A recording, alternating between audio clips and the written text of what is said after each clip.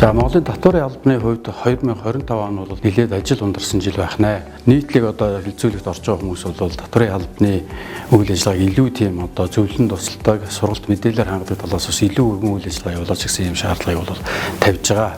Тухайлбал энэ онд бид нар татварын багц хуулийн шинжилгээ улсын хурлаар бол хилцүүлэх ёстой. Татварын шинжилгээний асуудлуудаар бид өнгөрсөн хугацаанд он гарсаар 187 удаагийн хилцүүлгийг хийж 170 мянга гаруй саналыг 12 мянган гаруй одоо иргэдээс бол авч нэгтгэн хуулийн төслийг бол сангийн яамны вебсайтанд бол байршуулад байгаа. Хуулийн шинжилэлээр бид нар одоо иргэд аж ахуйн нэгжийн одоо бизнесийн хөгжих боломж, хөрөнгө оруулалт хийх татах боломж талаас нь бол татварынхаа шинжилгээг хийж байгаа. Тэгэхээр зөвхөн татварын төрлийн хуулиудад өөрчлөлт шинжилт хийх биш, одоо татварын албаны өөрийнх нь хувьд бас өөрчлөлт шинжилт хийсэн ийм одоо хуулийн өөрчлөлтүүд бол орохоор байгаа.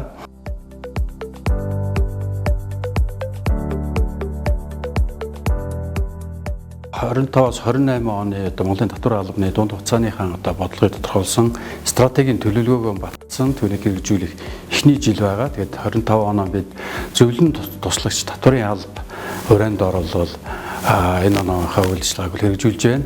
За ер нь олон улсын жишг татварын алба байхаар бид бол алсын хараа эрхэм зөв тодорхойлсон байгаа.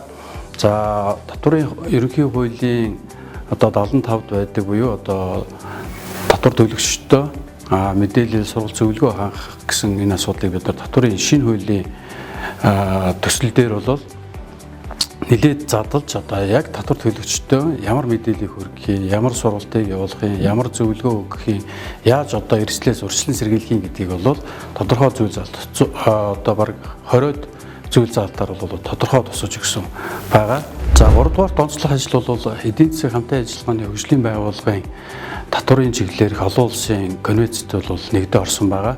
За 3 дугаар сард 2 олон талт хэлцээрт гар хэвсэг зорсон. За нэг нь бол компани дансны мэдээллийг улс хооронд солилцох. За нөгөөх нь бол компани тайланг улс бүрээр гаргаад татварын албад хоорондоо солилцох ийм одоо олон талт хэлцээрт бол зурсан байгаа. За түүний бэлтгэл ажил бол энэ онд хийгдэх нь байна. Тэгэхээр энэ хоёр хэлцээрийн гол ач холбогдол нь бол за Монголын компани бусад улсад одоо өөрийн охин компани, төлөөний компани байгуулсан байх юм бол тэдгээрийн тайлангуудыг нэгтгэхэд албан дээр татварын харилцаанд оруулах. За мөн бусад орны компани Монгол улсад одоо үйл ажиллагаа явуулж байгаа бол түүний хамаарал өгөхий охин компани холбоотой талуудын мэдээллийг нь бол нэгтгэж харж харилцан солилцох ийм боломжууд нь бол бүрдэнэ гэсэн үг. За ингэснээр бидний одоо нийтлэг нийгэмд яриад байдаг офшор бүсд байгаа компаниуд эсвэл одоо офшор бүсд одоо мөнгө санхүү орлого нуусан асуудал, байгалийн баялаг бол одоо хэлийн цаана одоо орлогууд нь төвлөрөөд байна гэсэн энэ асуудлуудыг бол бид нар зэгцлэх бол бас ийм боломж бүрдэнэ гэсэн үг.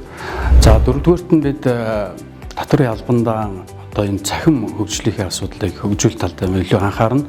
Ер нь бол Монголын татварын алба төрийн байгууллагууд дотор цахимжилтаараа бол бас тэргүүлж явдаг. За энэ онд бид нар өмнө одоо хийгдсэн одоо амнат, нөөт, за онцгой хувийн албан татваруудыг бол өөрт байгаа мэдээлэлээр бол тайлангд бэлтгээд татвар төлөгчөөр бол баталгаажуулдаг байсан.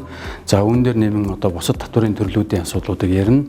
За мөн одоо өөрт байгаа их хөгжил ээдээ суурлаад за нөгөө зөвлөн тусалдаг ажлуудаа өөрөлдөл утсаар зөвлөгөө өгдөг, бичлэн зөвлөгөө өгдөг асуудлуудаа бол хэмэл оюун ухаанд суурилсан tax chat GPT хэлбэрээр бол одоо хөгжүүлэлтийг хийж хөнгөн шуурхаа одоо татвар төлөгчтэй мэдээллийг хангах асуудлыг ярьж байна. За мөн одоо цахим одоо татвар төлөгч сегмент салбар бүртэн тохирсон ийм цахим сургалтуудыг бас татвар төлөгчтэй санал болгоно. Мөн одоо татвар төлөгчдөд тавигддаг хяналт шалгалтын үйл ажиллагааг зайнаас буюу цахимаар хийх ийм ажлуудыг бас хийхээр бол төлөвлөсөн байгаа.